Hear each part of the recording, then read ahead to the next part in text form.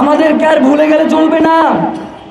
শহীদ ওসমান হাদিরা যদি এই রক্ত দিয়ে বাংলার জমিনে ইনসাফ কায়েম করতে না পারে, তারা যদি দিল্লির তাবেদারির কাছে মাথা নত করে, তাহলে বাংলাদেশের স্বাধীনতা সার্বভৌমত্বকে টিকিয়ে রাখা যাবে না।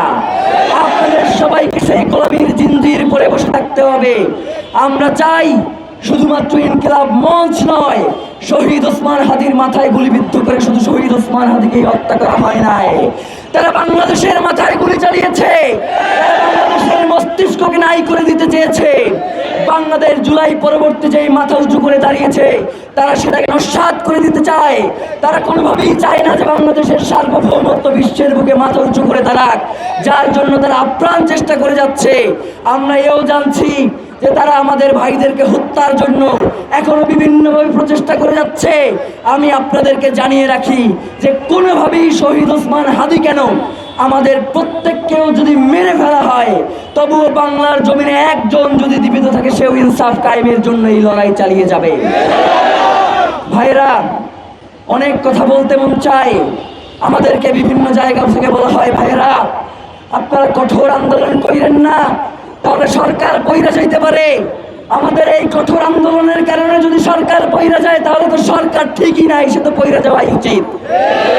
সরকারের যদি এই সামান্য আমাদের এই বক্তব্যই যদি সহ্য না হয়, তারা যদি এই ছোট্ট অল্প পরিসরের মানুষগুলোকেই মনে করে তারা হুমকি, যেই মানুষগুলো বাংলাদেশের স্বাধীনতা সার্বভৌমত্বকে টিকিয়ে রাখতে চায়, তাদেরকে যদি তারা হুমকি মনে করে, তাহলে আমরা মনে করছি যারা এখন সরকারে রয়েছে তারা বাংলাদেশের স্বাধীনতা সার্বভৌমত্বের শত্রু, তারা বাংলাদেশের ইনসাফ কায়েমের শত্রু, তারা বাংলাদেশের স্থিতিশীলতার শত্রু।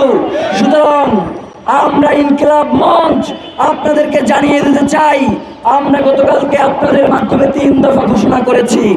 এখন পর্যন্ত আমাদের কাছে এর কোনো সুনির্দিষ্ট ব্যাখ্যা এসে উপস্থিত হয় নাই। 90 দিনের কথা বলা হয়। আরে হারামজাদা, তুই ক্ষমতায় আসিস 30 দিন, তুই 90 দিনের কি বিচার করবি বেটা?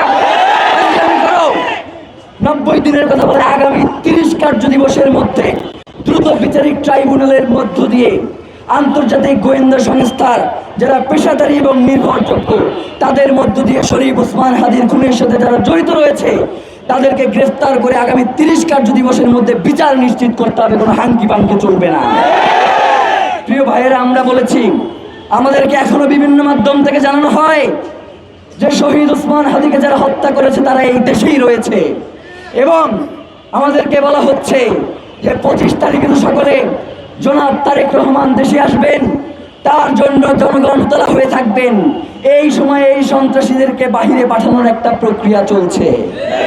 আমরা বাংলাদেশের জনগণকে সাথে নিয়ে বলতে চাই, জনাব তারেক রহমান আসবেন, এর জন্য আমরা ইনকিলাব মঞ্চ 25 তারিখে কোনো প্রোগ্রাম রাখি নাই, এবং আমরা মনে করছি যে জনাব তারেক রহমান দেশে ফিরে আমাদের এই আন্দোলনের সাথে তিনিও একত্রতা পোষণ করবেন, এবং জনাব তারেক রহমান যথেষ্ট বুদ্ধিসম্পন্ন, প্রজ্ঞামান এবং দেশপ্রেমিক মানুষ বলেই আমরা মনে করছি।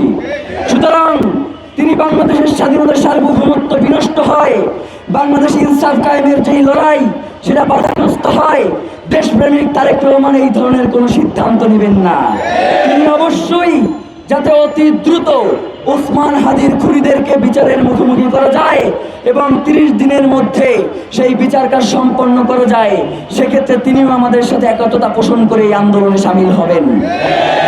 প্রিয় ভাইয়েরা, আমরা ইনকিলাব মঞ্চ আপনাদেরকে সর্বশেষ যেই কথাটা বলতে চাই, আগামী 30 দিনের মধ্যে শহীদ ওসমান হাদিকে যারা খুন করেছে, আমরা মনে করছি তাকে যেই গুলিটা করা হয়েছে, এই খুনি চক্রের সব থেকে ছোট গুরুত্বপূর্ণ ব্যক্তি হচ্ছে যে গুলিটা করেছে।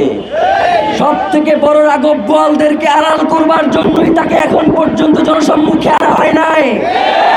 এই রাঘব বোয়াল কারা আমরা জানি, আমরা বোঝার চেষ্টা করছি। যদি এই রাঘব বোয়ালদেরকে জনতার সম্মুখে না আনা হয়, যদি এই রাঘব বোয়ালদেরকে কোনোভাবে আড়াল করবার চেষ্টা করা হয়, বাংলার জনগণ যদি তখন রাজপথে নেমে আসে, আপনাদের সেই সামর্থ্য নাই এই জনগণকে আপনারা কোনোভাবেই ঘরে ফিরিয়ে নিয়ে যাবেন। এই জনতা একবার রাস্তায় নামলে জুলাই হয়, এই জনগণ একবার রাস্তায় নামলে বাংলাদেশের স্বাধীনতা সার্বভৌমত্ব টিকে যায়। সুতরাং যারা স্বাধীনতা সার্বভৌমত্বকে বিনষ্ট করতে চান, আপনাদেরকে আমরা হুঁশিয়ারি করে বলতে চাই, বাংলার জনগণ আমাদের শুধু অপেক্ষায় রয়েছে যে আমরা কি কর্মসূচি ঘোষণা করব।